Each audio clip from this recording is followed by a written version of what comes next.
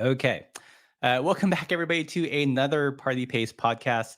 Today, we've got an awesome guest. I'm sure a lot of you guys are excited to hear from. We're going to talk with Grant Peterson from Rivendell Bicycles, all about all things mechanical. I just want to give a big shout out to the sponsor of this particular episode, and it is Soma Fabrications, our friends over at Mary Sales. If you're not familiar with them, they have got like this great online shop of all these super bike nerdy things, friction shifters, all the things I use to personally hack the bikes that you see on our channel. They also have a great selection of all-terrain bikes and gravel bikes. One channel favorite is the Soma Wolverine. Comes in the different flavors. This is their more retro one, so you can put on down tube shifters and use I think it's still disc brake, but like quick release and everything. And they do have a more modern one that is flat mount compatible. But basically, check out the sponsor of today's video, Soma Fab. If you're looking for a bike nerdy part, there's a good chance it's going to be on their website. So thank you, Soma Fabrications. With all that said, let's bring Grant on once again, because this is live. How's it going, Grant? Okay. Thanks for arranging this, I guess. Yeah. And we'll see what kind of trouble we can get into. Yeah. That was an expression that Richard Schwinn used all the time. Whenever I'd call him up, there was never a phone conversation that didn't include that. So in honor of him. Okay, let's go. All right.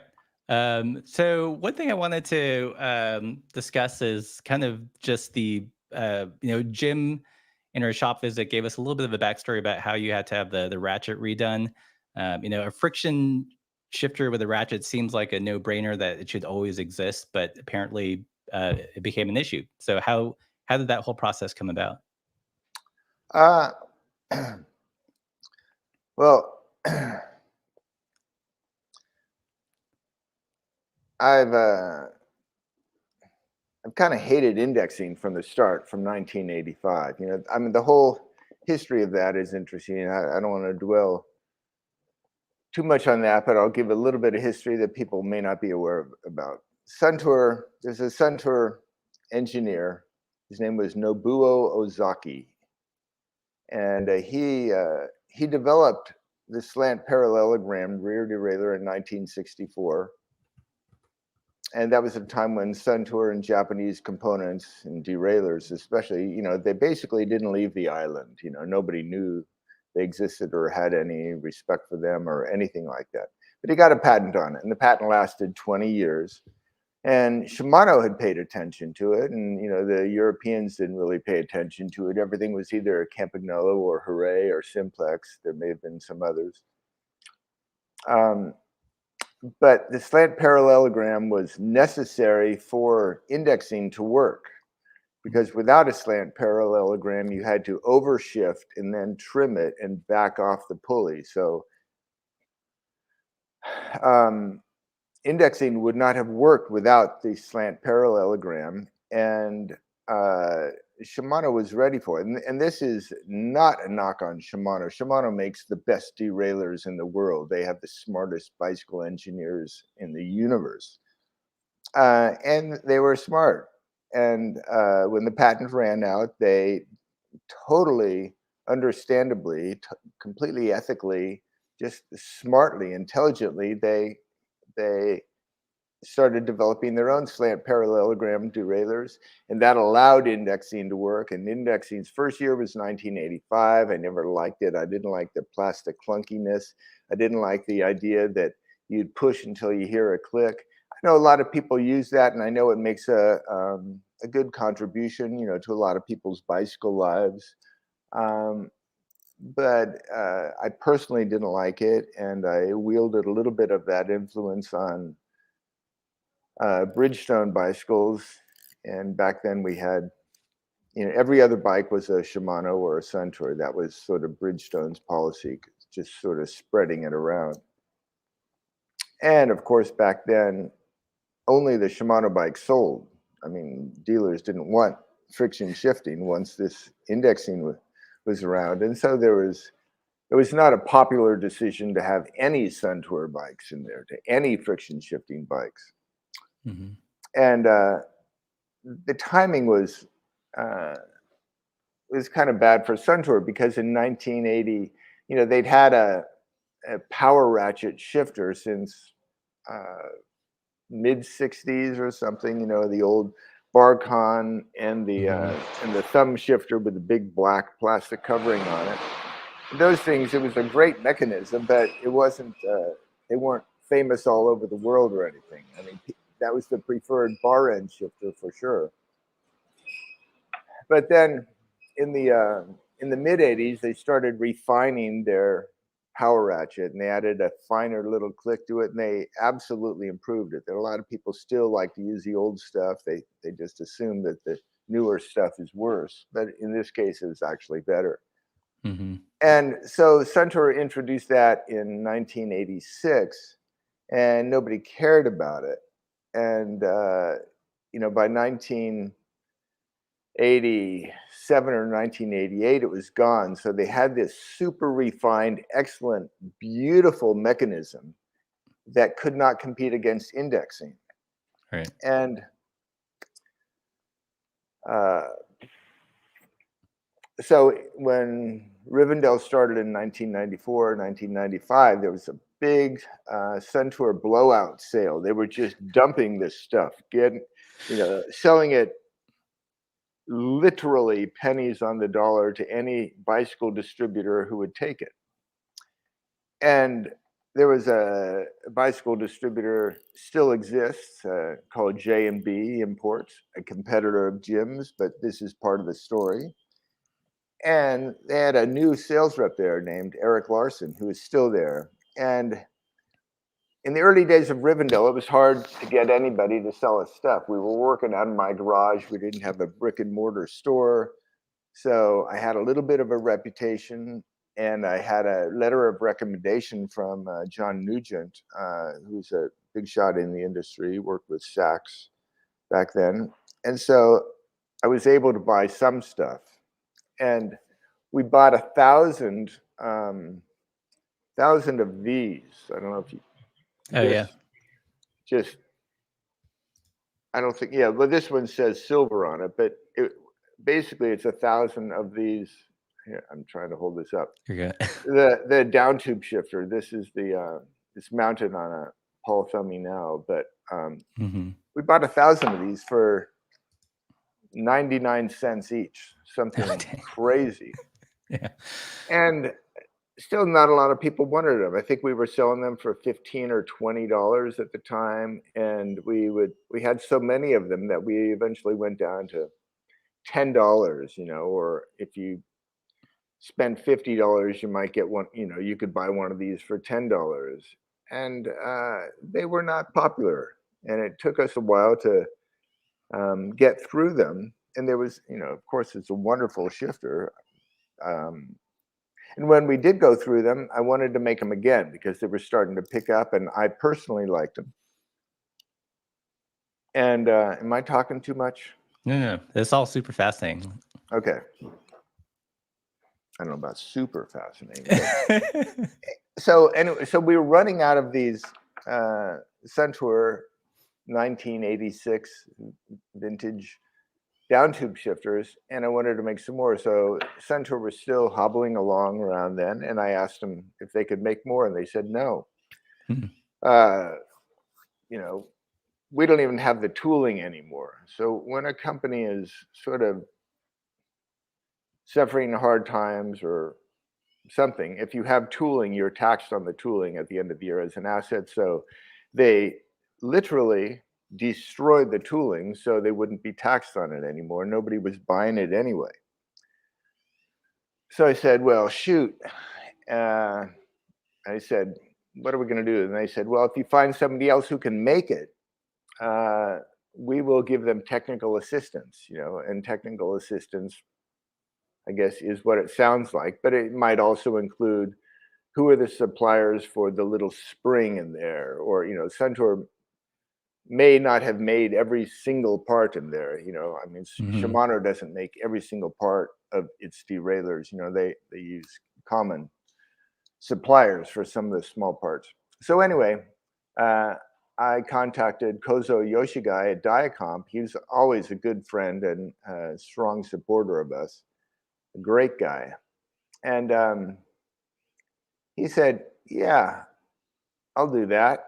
And so we bought the tooling for the mechanism for, I think, $9,000 back then. And $9,000 for us in, I don't know what year it was, maybe 1998 or something. That'd be like $70,000 for us now. I mean, it was just a lot of money. And it Right. seemed at the time to be kind of a big risk, but I wanted to do this. So we got it and got all the drawings together, and they made samples and it worked. And then we, over the years, we've done variations, but it's our tooling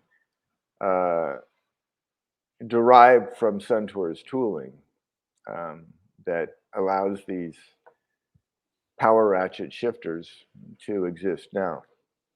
Yeah. That's pretty interesting. I didn't know that.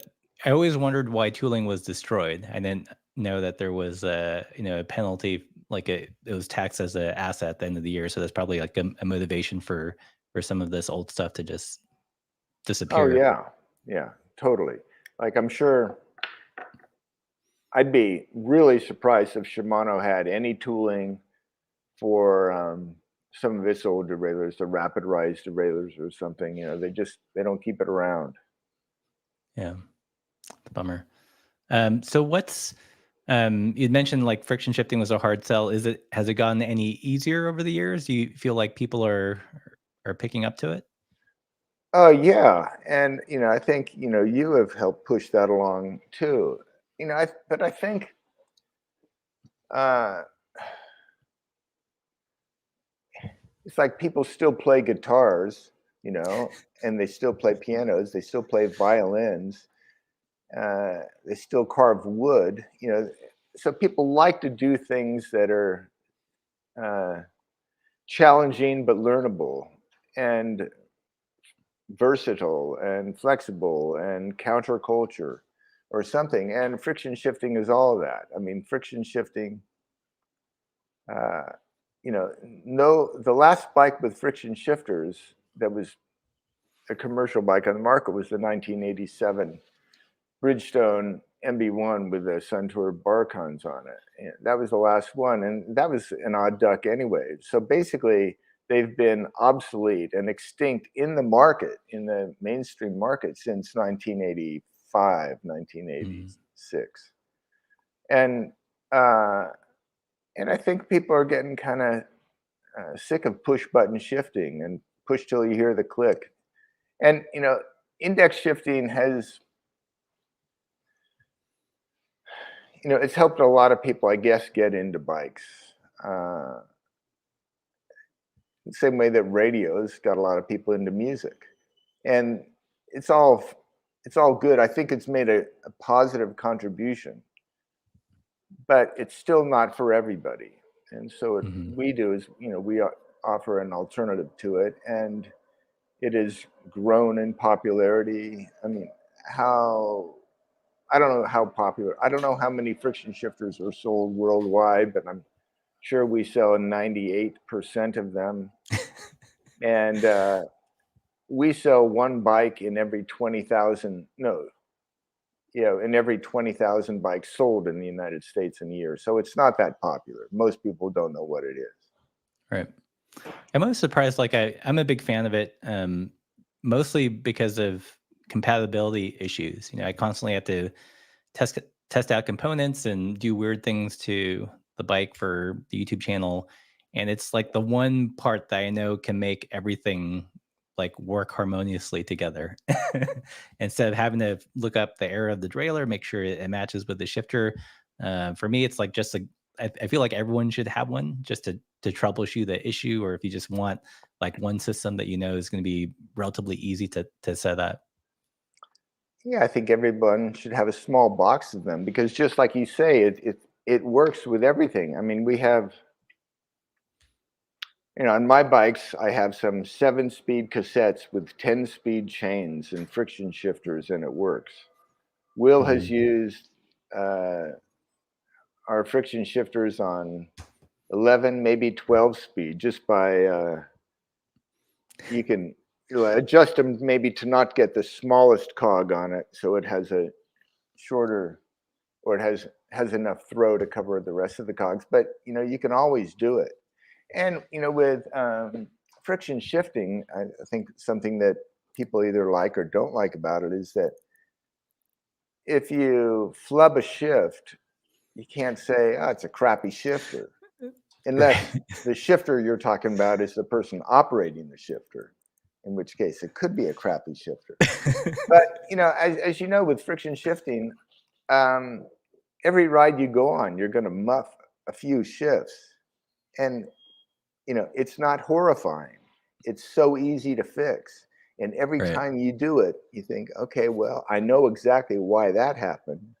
I shifted in the middle of the power stroke, or shifted too late, or I was just getting too cocky. And it's not like you have to think about it, as you know. I mean, how do you find friction shifting on a difficulty level? Uh, I've been doing it so long that even when I test a bike with index shifting, I'll like subconsciously reach for the Barcon that's not there. Yeah. um, yeah, I don't think it's that hard, and I do it with 11 speed on most of my personal bikes, and that's not an issue. I find that, because there are so many gears, I'm inevitably in a gear and less in that like limbo zone. So in some ways, like 11 speed was a little bit easier than the 9 for me. Um, yeah, I think like people that have never tried it, to them it looks antiquated and old tech, which to me is frustrating because I remember a comment that someone left on our channel, and it was something like, "New isn't better; it's just new." And just because this stuff is older doesn't mean it's like ceasing to work or has a place. Yeah. Yeah. Well, yeah. The question, just as a broad statement, is true, but there's a lot of crappy new stuff out there too. And there's a lot of good older stuff that died. I mean, the people who were developing it, and the market they were developing it for, was a different market than today's market. And I mean, you can take a look at any gizmo. You can take a look at knives, cameras. Um, what else are there besides knives and cameras? I mean, I don't have a million knives. I do have a million cameras, but you can look at a lot of things that were developed and refined in the 50s and the 60s, that would never be made today. They couldn't be made today at prices that would sell, and there's not a big enough market for them. Yeah, And, friction shifting, I think, and a lot of other bicycle components fall into that category. yeah. Are there other components that you think will are threatened in going away? Well, you know what I think. Yeah. Front derailleurs, rear derailleurs, chains, um, uh, triples, in triple cranks, double cranks. I mean, I think where the bicycle is going is that everything is going to be internalized and hidden and automated and electronified. And it's not like a doomsday prediction. It's quite realistic. If you see the trajectory of all the developments of bicycles, I mean, the idea that, uh, I mean, uh, front derailleurs is a big one. I know the appeal of a one by system. I still like to be able to shift and make a dramatic change in my gear up front. It's really nice. A bike that I'm riding a lot now has one cog in the rear and a 44, 34, 24. And it's amazing, what you can do with that. and but I still like shifting. I like 7 to 9 speed shifting. I haven't really shifted 10, but I think I like it. And the point that you made about, with 11 speed shifting, I thought this was a really good point, and it's true. And I'm glad you brought it up, that with so many cogs in there, you're always in gear. Yeah, you don't know which one. You can look back there and you can't even tell which one you're in, but it's working, and the effort seems about right, and it's not clicking away at you, so it works. And it's but that is part of the beauty of a friction shifter, is that you can always get things to work. And for your term bike hacking or something, it's absolutely perfect. Yeah.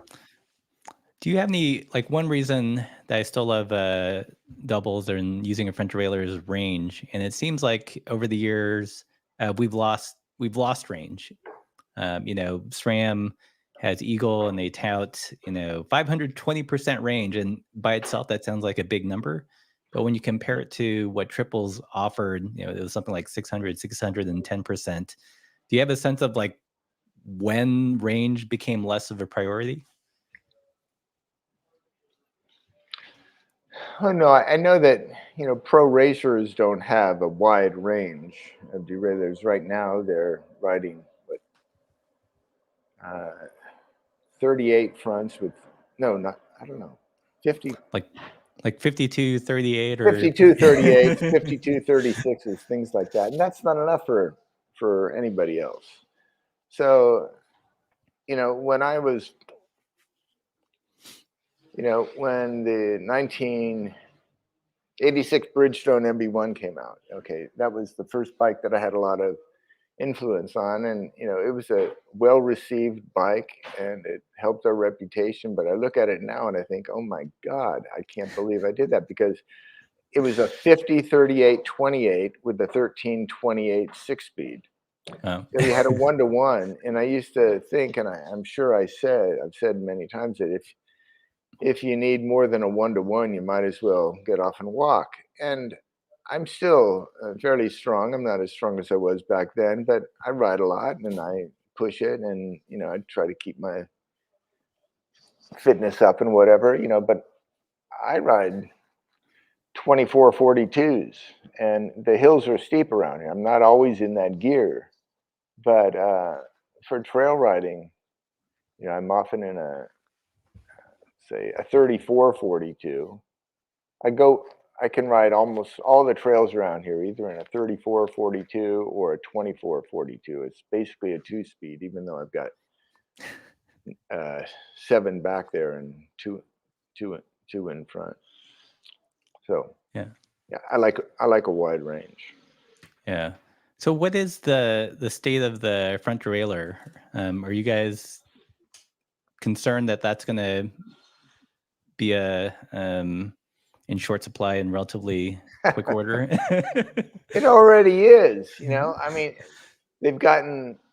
they still shift well. They shift really well, and they've gotten extremely complicated to set up. I mean, when Mark Abley has to look at the directions to set up a front derailleur, that should be a red flag to anybody. But they want to make them top pull and bottom pull, and fit a variety of seat tube diameters and everything. So they've gotten really complicated and really ugly. And if you look at any, say, front derailleur, probably up through 2000 or something, I think sort of the golden age of component design was late 80s to mid 90s, with another sort of uptick in the late 90s and early 2000s. But they were beautiful components. They were simple. They worked really well. The front derailleurs didn't have a lot of bumps and ramps and complication to them, and they were really clean designs. You could see the parallelogram, you could see the pivot arm and the lever of it. There was only one way to route the cable, and it was really clear. It was, and you could tell the adjustment screws were a lot clearer on it. So there was sort of a cleanliness of design back then that does not exist anymore. And I remember in the late '90s, somebody who worked for Shimano, he had a high position in the company, told me that something. I may be a little bit wrong on some of these figures, but I know I'm not too far wrong. They said Centaur has 20 people in its design department total. Shimano has 20 people in the front derailleur department. And our job is to make a minor change every 2 years, 1 or 2 years, and a major change every 4 years. And maybe things have changed now. I'm sure. I mean, a lot of things have changed since that time. But it becomes sort of like a publish or perish environment, where you have to change things just for the sake of it. Like you could look at a 1989 Dior front derailleur, Dior XT. There's no improving that. I don't think there's any improving. I mean, it moves in and out. It looks really good. It's front shifts are so easy. But when front indexing came about, you lost control over the derailleur. So the derailleur had to do more for you. It had to be tolerant of not enough pull. It had to force the chain up there. It had to aid the shift, I would say,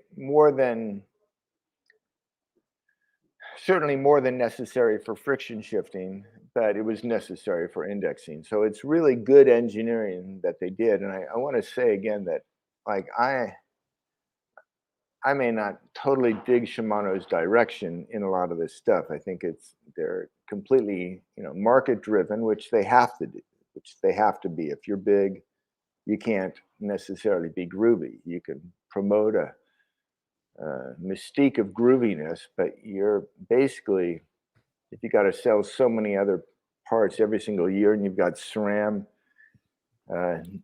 nipping at your heels, you've got to change things, and you got to change things fast and dramatically, and that's what's going on. And it's good for a lot of people. But it's not, I would say it's not good for the overall menu of bicycle parts available to normal people. I mean, you shouldn't have to dig under the mushrooms and the detritus on the ground to find the groovy bike parts. And you sort of have to, you have to be a Russ or something to know where to get these parts.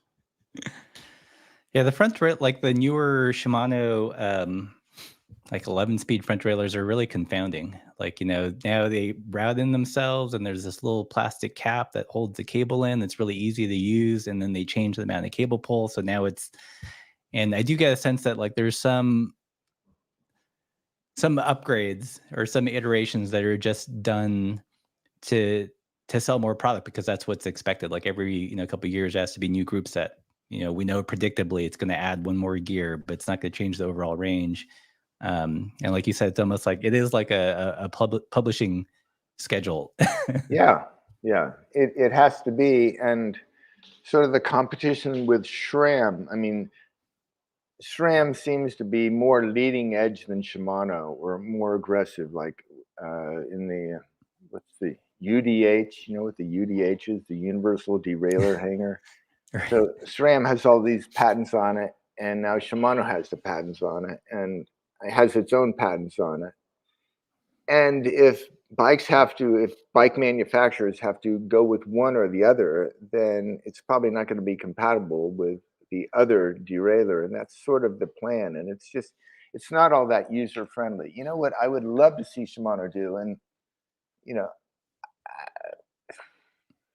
Shimano will do whatever it does, and it's going to do a lot of good stuff. But what I would like to see them do is just say, well, screw it. We're going to come up with sort of a uh, rapid rise rear derailleurs, old style derailleurs. You know, if you look at the uh, the beauty of the derailleurs, you know, from late '80s to early 2000s in Shimano, oh my gosh, you know, they were just so beautiful, so clean, so well made. Shimano can do everything. Anything Shimano wants to do, it's going to do better than anybody else. Absolutely better.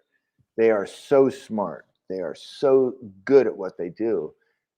And they're happen to be going off on a direction that I don't, that makes me a little bit sad, but they're sure Yeah. capable of doing this. So I would like to see them come up with just like one group, just, uh, you know, recreate like a 1990 XT or 1990 anything, or the rapid rise rear derailleurs. You know, I mean, those things are Yeah, I always thought that incredible. like it'd be interesting if I don't know if Shimano would be the company. They'd certainly have the resources, but to have like just a classic group set that doesn't change, that doesn't fall like whim to like the modern trends, but is like peak mechanical and just like leave it at You that. know, they could do it.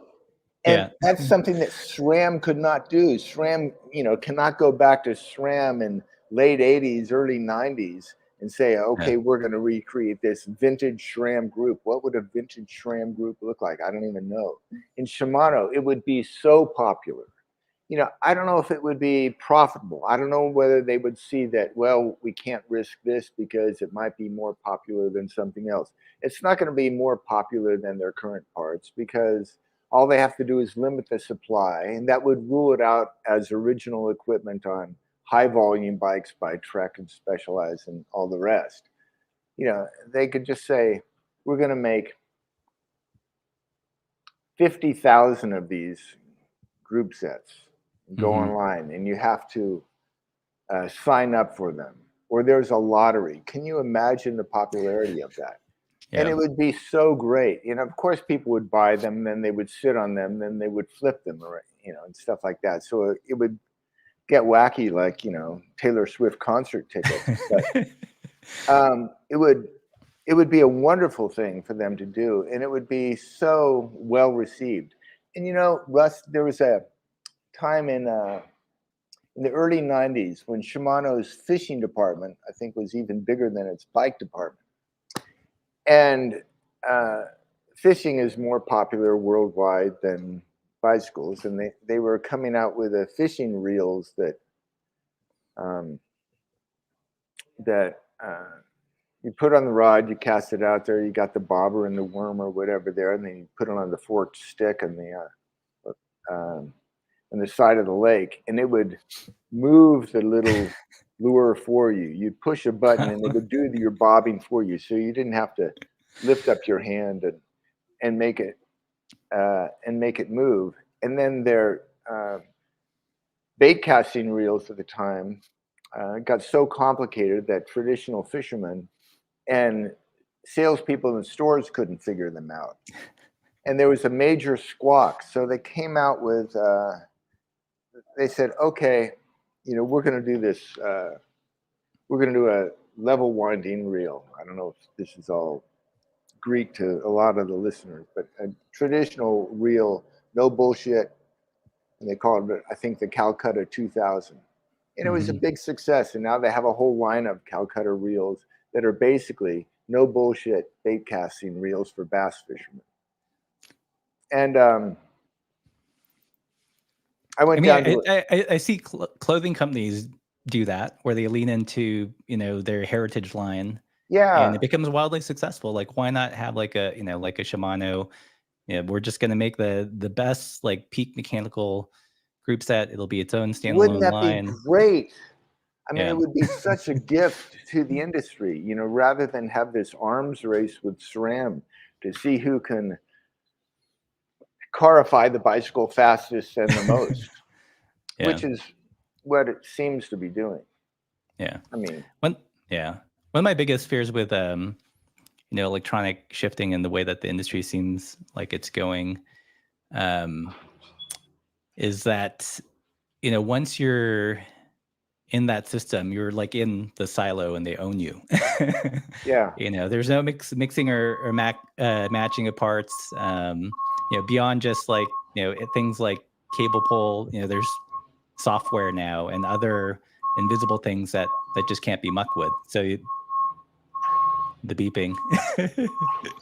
It's a garbage truck out there. They haven't been actually picking up our composting stuff. So there was a problem with the address that they had. I think they're going to come by and get it now. Yeah, but for me personally, beyond like the batteries and the cost of electronic shifting, it's that being locked into an ecosystem, and you better like what they come out with because you've got no choice otherwise. Yeah. I think they're trying so hard to make it so easy, and they don't realize that harder is more fun. And not difficult, but just a little bit of a challenge, just a little bit of a satisfaction in successfully shifting when a perfect shift is not guaranteed by the system. You still have people trying to, I don't know, play guitars really well when if they just want the music in the room, they can turn on the radio or live stream. Yeah. I can't think of any famous guitarists. Segovia. Well, it's like, like, I mean, I have a Apple Pencil and I use it for projects, but, I also still paint and, like there's still like a room for like those more tactile things, Yeah. That's a really great comparison too. You do watercolors. You do beautiful watercolors. You don't do them because they're easy. You aren't trying for maximum efficiency. Productivity. You probably throw out a few or do a lot of restarts or something. But there's a lot of satisfaction in doing something that's slightly challenging, and the direction that the big companies, SRAM and Shimano, seem to be going is to try to expand the market by making things so easy that anybody can do it. And the thing is, when you talk about it like this, like when I talk about this, there's always, it makes it easy to twist into some sort of elitism thing, or, oh, well, what about new riders? You don't care about those. You want to make things hard for us. That's not it. I mean, as you know, friction shifting is easy and it's fun. And the fact that it is so rare suggests falsely that it's difficult. And,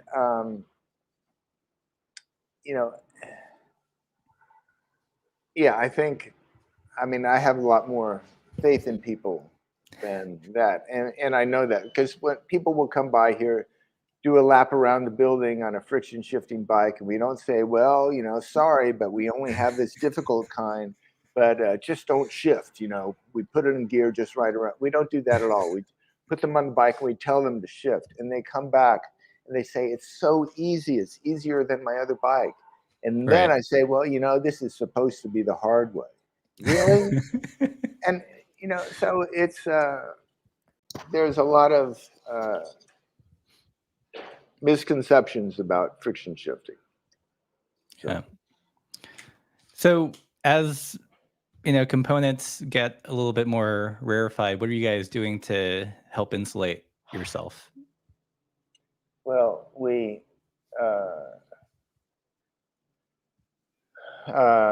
have a rear derailleur project going on. It's been going on for a few years now. Since Shimano quit making rapid rise rear derailleurs, we're working on our own rapid rise rear derailleur.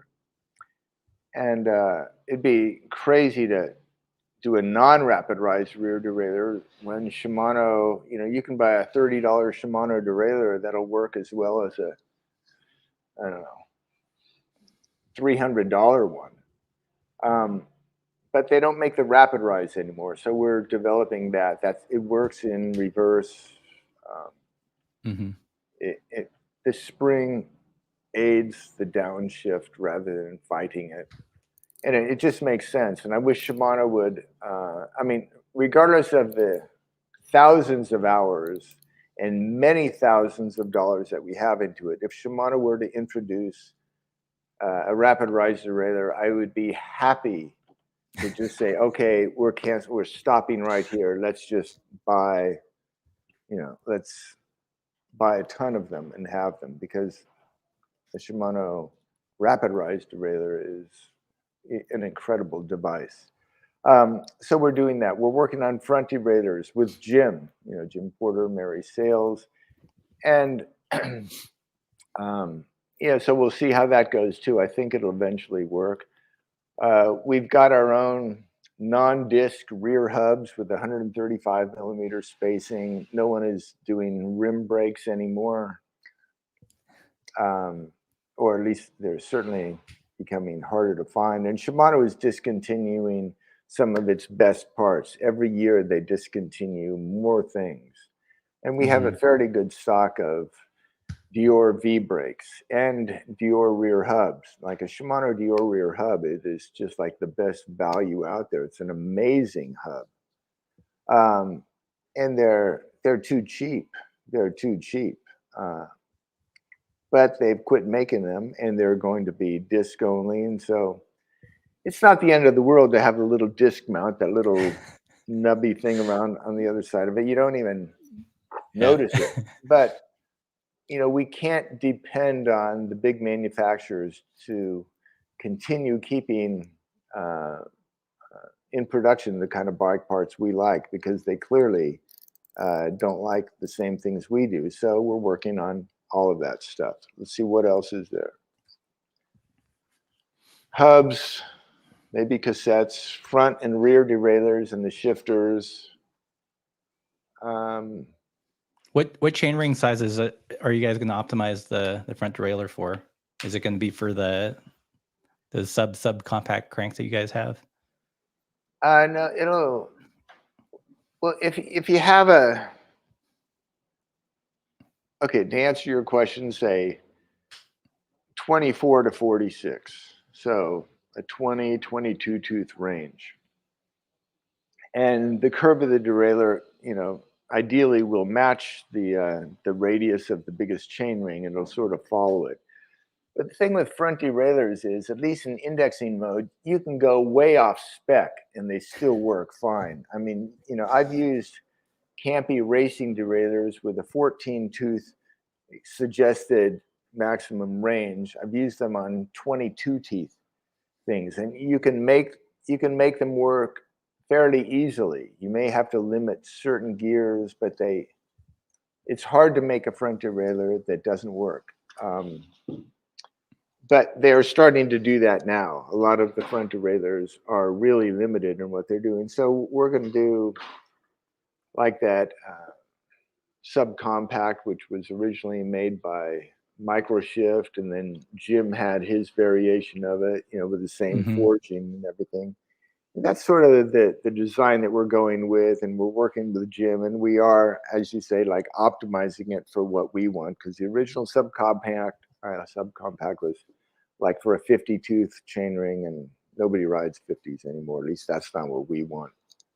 Yeah. And those needs are probably already taken care of. So we're just trying to become less dependent on suppliers that are moving in another direction. Yeah.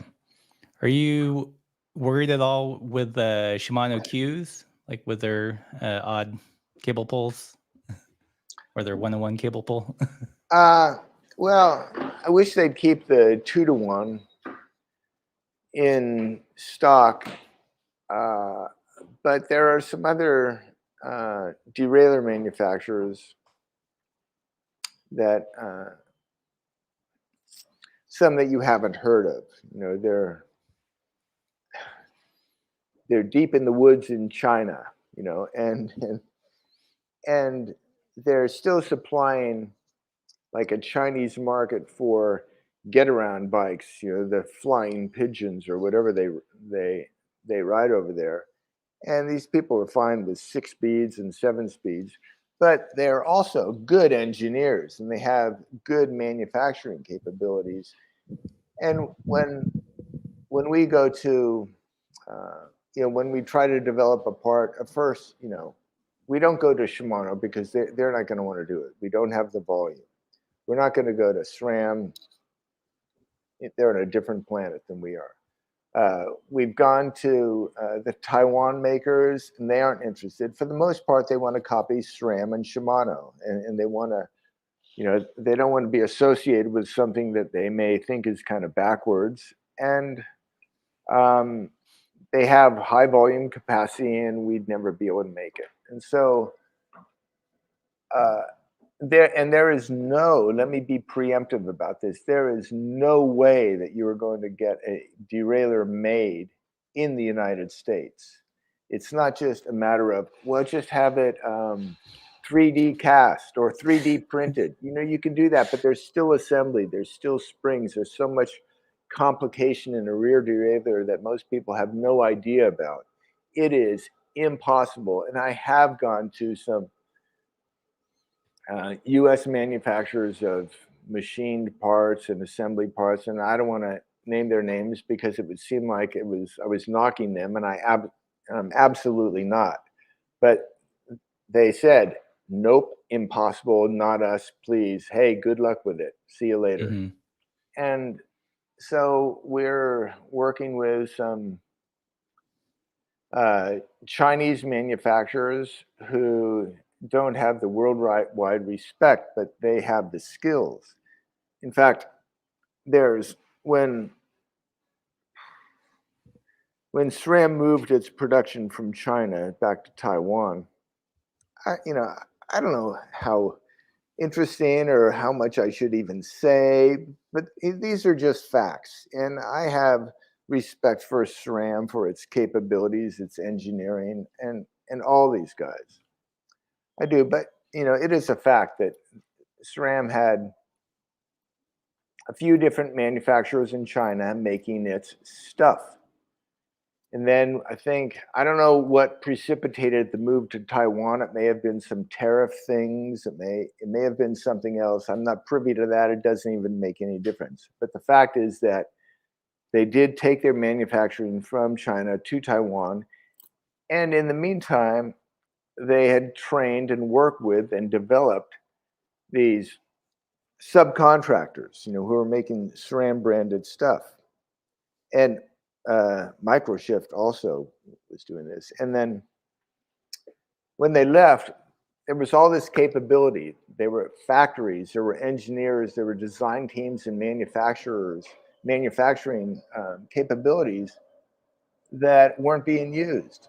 So, there's a company called Micro-New right now. And the same font as Microshift. It's just Micro-New. And I've seen derailleurs, and we've had derailleur samples from them, and they can do things. Oh my God, they can do anything they want. They can do anything they want, And so that's what we're left with for some of our derailleur stuff. And I'm not sad about it anymore. For 26 years, we didn't sell a single thing made in China. But when China is the only option, and these guys are eager to do it, and they certainly have the skills. I mean, I think I'm staring at a Chinese-made MacBook Air right now. I'm sure everything that's touching you is made in China. Well, at least your computer and the earbuds. Maybe the glasses too. Was there ever? I know that Paul did some derailleurs back in the day, but were derailleurs ever made in the U.S. in great volume, or was that always overseas? Okay, not in great volume. There was a time right around 1990. 3 and 4, when Centaur was tanking, Centaur was pulling out of the derailleur making business, the freewheel making business, and all that. And there was a sort of a rampant fear that, oh my God, Shimano's going to have a monopoly. They're going to be too powerful. They're going to be the only option out there, because SRAM was still kind of small potatoes back then. And so there was a move to let's get an all-American made bike. And, what are we going to do for this part and that part? Well, American-made rims at the time weren't a thing. You couldn't get American-made tires. You couldn't get an American-made freewheel. And you couldn't get American-made derailleurs. So there were 3 manufacturers, 3 different American-made derailleurs. One was called a Rhino, R-H-I-N-O. I think they were out of Colorado. Another was Joe's Derailleur, also out of Colorado. And then Paul had one. And they were all machine derailleurs. And and I think White also had like a derailleur without a spring, but with 2 cables. So there have been these attempts, to do it. And they know how challenging it is. I mean, you can lose a lot of money trying to develop a rear derailleur and then trying to sell it. I mean, you can have a $700 rear derailleur that doesn't work as well as a $30 Shimano. Right. And so how strong an anti-Shimano stance can you really take? And what this really points to is the Shimano's phenomenal contributions to bikes. All those target bikes with Shimano derailleurs, all the cheap bikes that you find locked in front of liquor stores, with Shimano derailleurs. Those derailleurs work great. Yeah. Anyway. Yeah. Speaking of cheap or inexpensive Shimano derailleurs, you highlighted one recently, their new Acera. Can you talk about that? Yeah, I'm riding one on I put one on my Homer because I wanted to try it, and I put a 42 on my Homer because I wanted to see whether it would work with a 42. It's rated, I think, to 40 teeth, and it works as well as any Shimano derailleur. And I don't know, it's probably made for 10 or 11 speed. I don't really know. Well, actually, I don't know what it's made for, because it's working on my 7, my 1342 7, and the cable pull, it must be a 1-to-2 cable pull or a 2-to-1 cable pull. I don't know. Do you know the answer to that? And do you know what the ratio is? I don't. I'm assuming it's like the 2-to-1. So, yeah, it certainly feels like a 2-to-1 because it almost shifts too fast. I mean, I could use, I think I get all the gears on the 7, let's say, moving it from 1 o'clock to 3:30 or something, Yeah. and I could easily, I mean, I could live with 1 o'clock to 5 o'clock. So. Yeah, I'm gonna order one of those from you guys so I can play with it on the channel, because it seems like a fun little sleeper. You know what, Russ? We'll just send you one. Okay. I'll send you one. Not an attractive derailleur, but it works well. Yeah. Well, I'm gonna do some quick questions here. All right, we've got 270 people in the stream. I think that's a new record. You beat Jan, so there you go. If you guys have any questions for Grant, put them in the comments now, and they're good. We'll pass them on. Let's see what else. So we talked about cues a little bit. Well, let me just say something about Jan, okay? I think, a lot of people like to sort of throw he and I in the ring. Right. Sort of a Zuckerberg, Elon Musk cage fight. Yeah. But Jan is doing great stuff. He's focused on his French niche, and he is probably more aghast than I am at the ugliness of modern bike parts. And in some ways, he's more extreme than I am, you know, in the rear derailleur that he's developing. But I have like nothing but admiration for Jan, and he is not my competitor. I'm not his competitor. We go back a long ways together. There you go. Okay. Okay. Let's see. One question here. Roduno availability update. Okay, well, we're getting the samples in at the end of this month. I saw the spreadsheet with the packing list on it now, and yeah, and then I think it's going to be like early 2024. The Roduno is a one-speed road bike. It has a rear-facing dropouts of our own design. Basically, we tried to make it kind of pretty with a cast-in derailleur hanger. So you can mount either a chain tensioner, or like what I've done on one of my bikes is just an old Shimano racing derailleur as a chain tensioner. You know, I mean, it's a short cage Shimano crane derailleur from 1973. And yeah, and then it's called a Roduno, so road speed, it's not a mountain bike, and Uno for a one speed. But we're probably going to do it. We're going to introduce it with a 2 chainring crank with no front derailleur, no front shifter. So it has to live up to the Roduno name, and then you only get Uno gear at a time, unless you shift. But you know, somebody could add a front derailleur and a shifter, like I've done on one of my bikes, and you just shift between the chain rings and keep it there and back.